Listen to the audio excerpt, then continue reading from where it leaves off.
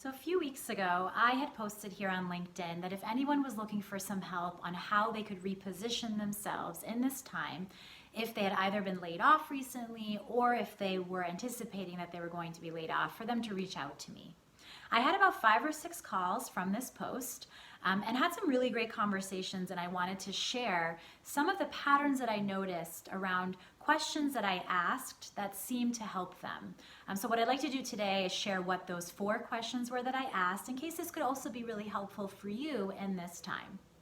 So the first question is, if you wanted someone to describe you, professionally speaking, what are the top 3 things that you would like them to say about you? So think through that one and think about some of your past coworkers and who you might ask this to. What are those top 3 things you want them to say about you? The second one is, what are your top 3 strengths at work? And this can be from what you believe are your top 3 strengths. This could also be from peers that you've heard, whether it's more casually or through 360 reviews that you've done, but think through what those top 3 things are. Third, what do you get really excited about doing at work? And for this specifically, I'd like you to think beyond just your last company. And the reason I say that is I want to remove any sort of external factors or other biases that might exist from your last company. So think through your last company as well as the one before that, and maybe even one before that, and what you really, really enjoyed doing.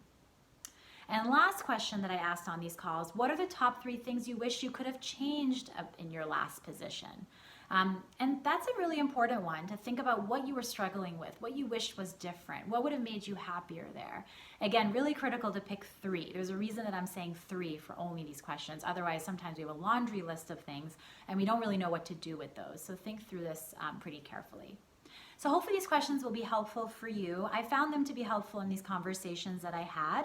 And again, if anybody would like to talk, I'm happy in this time to spend some time thinking about how you might reposition yourself, whether that's project-based work, contract work, potentially even a new position you had never thought of. So I'm happy to do that. Just let me know.